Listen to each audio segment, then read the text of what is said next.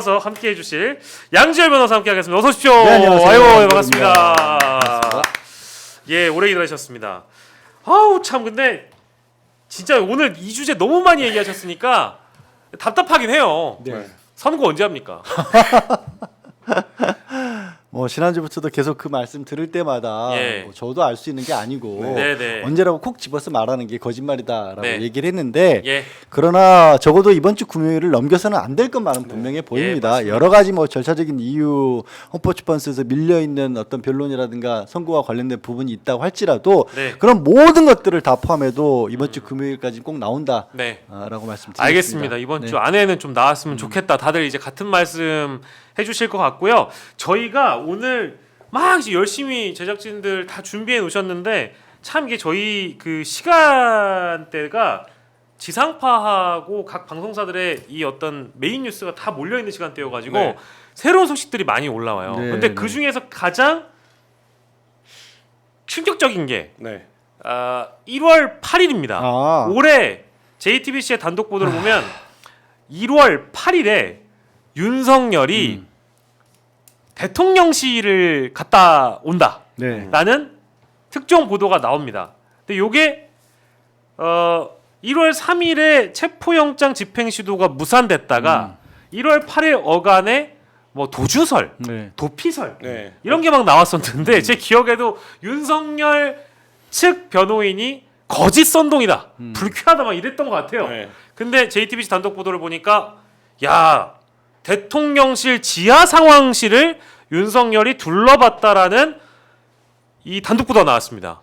요거 어떻게 봐야 될까요? 공식적인 보도로는 단독 보도로 나온 거는 이제 JTBC가 오늘 나온 건 한데 예. 그 무렵에 이제 여러 군데서 뭐 나왔던 얘기들 중에 하나가 네네. 이제 국회의원 제가 어느 분이 말씀하셨는지는 모르겠어요. 대통령실이라든가 청와대 쪽에 경호처 쪽에 이전부터 근무했던 경험이 있고 하신 분은 그때 당시에 윤석열을 대통령실 부근에서 목격했다라는 목격담을 전해주신 적이 있습니다. 이미. 예. 그리고 그때는 이제 지하까지 둘러봤다라는 얘기는 아니었고요. 예. 뭔가 빠져나와서 예. 여기를 다녀왔다. 그리고 그 다녀왔다는 부분이 그냥 자기 혼자 다녀온 게 문제가 되는 게 아니라 네. 그러면 수시로 관저 바깥으로 출입을 하고 있다라는 얘기인 거고 예. 경찰이 주변을 아무리 포위하고 있다고 할지라도 이자가 빠져나가려 할 수 있다라는 네. 걸 걱정을 했었던 거고 그리고 그 소문이 돌고 나니까 오늘 JTBC 보도에서 그 부분을 짚었는데 네. 그런 소문이 돌았다 걸 의식이라도 했던 듯이 이제 카메라들이 보이는 곳까지 나와서 경호처 직원들 이렇게 격려하는 듯한 그런 모습들을 보여줬잖아요 윤석열이. 네네네. 그걸 이제 확인을 해준 거죠. 근데 한 발짝 더 나간 건 도주를 했을 가능성보다는 예. 말씀하신 것처럼 대통령 지하실에 벙커를 이용해서 은닉해 있으려고 했던 게 아닌가라는 네. 추정까지 이제 나온 거죠. 참 여러모로 그러니까 볼상사납고 비겁하고 그러니까 진짜 진짜 이게 뭐 아유 씨. 이게 이제 이 정도까지인가라는 그러니까 수준을 의심케 하는 뭐 이제 그 수준이라는 게 예. 이미 뭐 큰 기대는 안 하는데 중요한 거는 이게 이제 첫 번째 나온 대목은 도피설에 대한 일단 부정과 부인이 있었는데 그게 아니라는 게 확인됐고요. 두 번째로는 직무가 정지된 사람이 대통령실을 방문했다라는 데에 대한 의미. 그리고 지하 벙커를 둘러봤다라는 건 무슨 의미인가? 이제 요 세 가지인데 기존에 뭐 이제 뭐 도피설이 나왔고 실제 고양이 뉴스라는 그 유튜버가 그때 당시에 요 대통령 한남동 관저를 밀착 취재를 했던 적이 있어서 그걸로 관련돼서 여러 가지 의혹들이 나왔던 것도 사실이에요. 차가 뭐 뒤에서 출발했다. 네. 근데 저는 두 가지가 두 가지가 이거는 수사를 해봐야 된다라고 생각하는데 수사를 해야 된다. 왜냐하면 직무가 정지된 대통령이 국가 주요 보안 시설을 까닭 없이 이유 없이 방문하는 것이 적절한 행위냐 이 부분에 대해서는 여기서는 뭐가 필요한 겁니까? 경호처, 대통령실, 국방부 협조가 필요하거든요.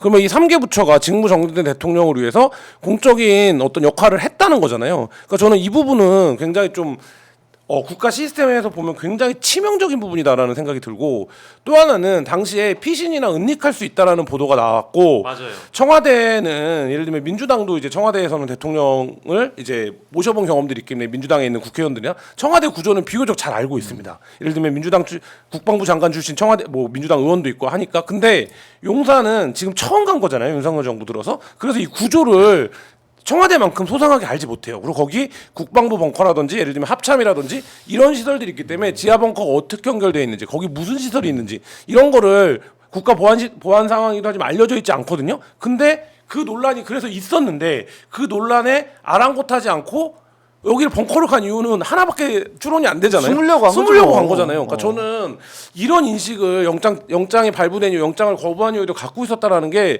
정말 통탄할 일이고, 근데 두 번째 부분은 윤석열 개인의 어떤 수준, 인식, 뭐 공적인 감각, 윤리 이런 문제라고 한다고 하더라도 거기를 방문한 것 자체에 국가기관들이, 정부 기관들이 협조했다면 저는 그 자체는 위법 혐의가 있다라고 봅니다. 있는 것으로 충분히 볼 수 있지 않나 이런 생각도 듭니다. 지금 이제 김성훈이 그 윤석열이 구속 취소해서 석방돼서 돌아간 이후에 경호처 직원들을 물러놓고 했던 얘기가 이제 앞으로 이전에 있었던 일은 모두 있겠다. 하지만 대통령 탄핵 기각을 전제로 해서 예. 앞으로 경호처를 어떻게 꾸릴지를 대비한다라고 회의를 통해서 공개적으로 얘기를 했다라는 거 아니에요. 네. 그러니까 아직도 그 윤석열 주변에 있는 사람들의 인식에는 그런 식의 사고방식이 자리 잡고 있는 거예요. 네. 지금 아까 김한길 기자님 잘 지적하다시피 아직도 정확히 몰라요. 그때 그 상황에서 어떤 일이 한 달 가까이 있었는지 말씀하신 것처럼 국방부 장관 공관 쪽으로도 통로가 있을 가능성을 배제를 못하고 예. 대통령실을 어떻게 드나들었을까. 차량이 오가는 모습까지는 안 지켰었는데 예, 예. 그래서 처음에 대통령실 근처에서 목격됐다는 얘기를 들었을 때는 예. 술 가지러 갔나 뭐 이런 얘기 그냥 농담으로 우리가 농담반 네. 진담반 근데 했었어요. 네, 농담반, 맞아요, 진담반. 그러면 이건 어떻습니까? 그러니까 그 1월 8일은 오마이 TV가 대형 특종을 한 날입니다. 기억나시는지 모르겠습니다만 윤석열, 누가 봐도 윤석열인 자가 그 바지 핏만 보고도 딱 봐도 윤석열인 자가 오마이 TV의 그 카메라에 포착이 되잖아요. 네. 근데 그 시간이 1월 8일 저 장면이에요, 저 장면. 네. 1월 8일 오후 1시 정도 그 어간이었던 걸로 제 기억이 나요. 저 상황이었거든요. 근데 저게 같은 날에 그 네, 대통령실 지하를 갔다 오는 거잖아요. 그러면 제가 정확하게 지금 우리 뭐 시청자 여러분들도 의견을 막 주고 계신데 제가 고양이 뉴스라는 채널을 제대로 보진 못해서 만약에 이런 모습을 카메라에 일부러 잡히기 위해서 일종의 알리바이로 이걸 보여준 거라면 대통령실 지하를 갔다 와서 여기를 간 것인지 아니면 이걸 보여주고 그 이후에 갔다 온 건지 그 선후 관계에 대한 것도 한번 유출을 해볼 것 같고 이게 실제 알리바이로서 나온 것인지 그것도 한번 우리가 분석해볼 필요가 있는 것 같아요. 김한 기자님 어떻게 보세요? 그러니까 저 때 죄송합니다. 저 때도 기자들이 망원 렌즈를 대고 있다라는 걸 모두 알았어요. 그 전에 노출이 되기도 했고. 근데 굳이 저기까지 나와온 모습은, 그러니까 뭐 저 도주설 막 이런 게 나오니까 그때 이제 국민의힘 의원들도 굉장히 곤혹스러워했거든요. 왜냐하면 어떻게 일국의 대통령이 도주를 합니까? 그러니까 그런 일은 없다라고 했는데 본인의 건재를 확인시켜주기 위해 나온 거다. 나 여기 멀쩡히 있다. 이걸 보여주기 위해 나온 거다라는 의도된 연출이라는 설이 이제 다수였고 그거에 대해 대통령께서 특별한 해명을 하진 않았어요. 네. 근데 저 나오면서 격려하는 게 뭡니까? 자기가 관절을 요새하고 있는데 이 요새가 잘 구축되어 있고 열심히 해. 뭐 이런 격려 아니겠습니까? 예. 저 자체만 놓고도 국민들이 굉장히 이거 너무 말이 안 된다.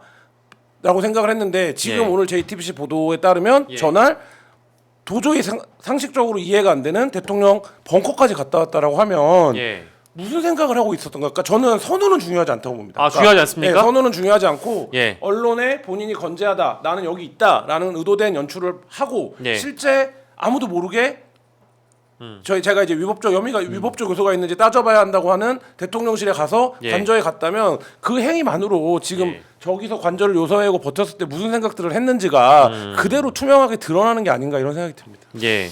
그때만 해도 저 모습을 두고 김한 기자가 얘기했던 그런 어떤 추측도 돌았었고요. 그다음에 뭐 여러 가지 얘기를 했죠. 지지자들에게 건재하다는 것을 보여주기 위해서였다라고 했는데 근데 지지자들에게 보여줄 거라면 저기는 이제 2차 게이트 정도인 거고 1차 게이트까지 나와서 앞에 철무인들까지 나와서 거기 모여 있는 군중들에게 모습을 보였었는데 거기까지는 안 왔었거든요. 네네네. 그래서 아무래도 저거는 뭔가 알리바이 내지는 자기 건재하다. 그래서 심지어는 저거 혹시 비슷한 사람 대역으로 세워놓고 자기는 딴 데 간 거 아니야라는 그런 농담처럼 네. 했었는데 예. 비슷한 일을 그건 아마 대역 찾기가 쉽지가 않았을 거예요. 누가 저런 바지핏을 보이겠습니까? 그런데 실제로는 뭐 앞에 얘기했던 건재하다는 걸 보여놓고 도망갈 구석을 찾고 있었던 것이 아닌가라는 쪽이 훨씬 더 짙어진 거죠. 그래서 아까 제가 참 추하다라는 얘기를 말씀을 드린 거예요. 그렇죠. 만약에 그 이제 JTBC도 이제 그 대목을 짚긴 했는데 2차 체포 시도와 관련해서 대비해서 대통령실 지하 벙커를 갔다라고 한다면 이게 좀 상상하기가 어려운 게요. 만약에 공수처에서 2차 체포영장 집행 시도를 그러니까 공조본이 함께 하기 직전 단계에서 이제 이런 일을 벌인 거잖아요. 상상하기 어려운 일인데 그 만약에 그 진짜 들어갔는데 없어. 그런 얘기도 많이 했었죠. 그 당시. 실제 그래서 했었죠. 그러니까 예를 없으면 들면 어떻게 하냐. 구조를 잘 모르기 때문에 들어가서 영장이 됐는데 다른 공간을 같이 들어가 볼 수 있는 거냐 없는 거냐. 왜냐하면 그 전에 이미 체포영장을 거부했고 수색영장의 경우에는 경호처와 협의가 또 필요한 대목이 있잖아요. 그렇기 때문에 뭐 그때 별의별 얘기 다 했던 거 아닙니까? 대통령이 뭐 예를 들어서 알몸으로 있으면 어떡할 거냐. 그런 모습이 연출되면 최악이지 그쵸. 않겠냐. 그쵸. 뭐 이런 얘기. 그다음 윤상현은 뭐라고 했습니까? 자기는 불체포 특권이 있기 때문에 자기가 끌어안고 있으면 네. 그 영장을 집행할 수 없으니까 내가 들어가야 된다 이런 얘기하고 들어갔던 거 아닙니까? 예. 사실 별의별 상상이 다 있었는데 오늘 일본 언론이 그런 기사를 썼는데 지금 우리가 말하고 있는 이 모든 상황 자체가 코리아라고 하는 브랜드의 엄청난 훼손이에요. 깎아먹었다. 예. 네. 엄청난 훼손이고 우리가 왜 여기서 대통령이 그때 숨었으면 우리가 어떻게 써야 되지? 대통령이 그때 죄송합니다. 예, 은닉했으면 어떻게 써야 되지? 죄송해요. 이 얘기를 지금 하고 있다는 것 자체가 네. 저는 이거를 뉴스로 해설한다는 것 자체가 굉장히 자괴감이 드는데 그거를 저기 계신 분만 모른다. 왜냐하면 뭐 물론 이제 이런 질문 자체가 저도 너무 하기 싫어요. 이런 불편한 가정도 싫어요. 상상도 싫어요. 근데 왜 이걸 짚고 넘어가느냐? 어쨌든 윤석열의 재구속 가능성이 있을 것이고 네. 파면 가능성도 높을 것이고 그러면 한남동 관저에서 계속 둘 수는 없을 텐데 아까 이제 김준영 의원하고도 승복 아니다 뭐 승복의 여부 이런 걸 따져봤잖아요. 아니 재구속하러 들어갔는데 진짜 똑같은 루트로 만약에 없다라고 치면 이것도 문제가 될 수 있는 거잖아요. 그래서 짚어보는 겁니다. 충분히 문제가 될 수 있고 아마도 저때 노림수라고 한다라면 압수수색 영장에 대해서 압수수색의 범위가 그때 당시에도 문제가 됐었습니다. 잠깐 얘기해 나온 것처럼 대통령 관저와 관저 주변이라고 했었는데 그럼 다른 공간으로 넘어갔을 때 거기까지 포함할 수 있느냐라고 그렇죠. 했었고 그리고 관저 내부도 우리가 명확하게 알 수 없었기 때문에 기억을 이렇게 돌이켜 보시면 이제 일각에서는 수색견까지 풀어야 된다. 네. 저거 어떻게 하냐? 못 찾으면 찾아야 된다. 왜냐하면 제한 시간이 있고 한 번 압수수색을 시도를 했는데 실패하고 돌아가 버리면 예. 영장의 유효 기간이 지나버린 거거든요. 그럼 그냥 실패로 끝나는 거예요. 그럼 예. 다시 법원에 소재 파악을 해서 영장 청구를 해야 되는데 그 영장 청구 한 번 할 때마다 엄청나게 국가 자체가 소모전을 벌였어야 했거든요. 예. 똑같은 일 벌이지 않으려는 보장 오히려 없습니다. 게다가 예. 윤석열 입장에서는 이제 저는 명백하게 이번은 금요일까지는 탄핵이 된다라고 보면 그러면 민간인이 되는 거예요. 더더군다나 윤석열 입장에서는 자기 그럴 거 아니에요. 나는 이제 대통령도 아닌데 내가 어디 있으면 좀 내 자유다. 방어권 보장이다. 이런 소리 할 수도 있는 인간 아닙니까? 충분히. 그렇죠, 그렇죠. 그렇기 때문에 이런 부분들을 사전에 파악을 해야 된다. 어쩔 수 없이. 네. 그리고 제발 예. 일본이나 중국 기자들은 보고 있지 않기를 바랍니다. 이런 얘기 옮기지 마. 예.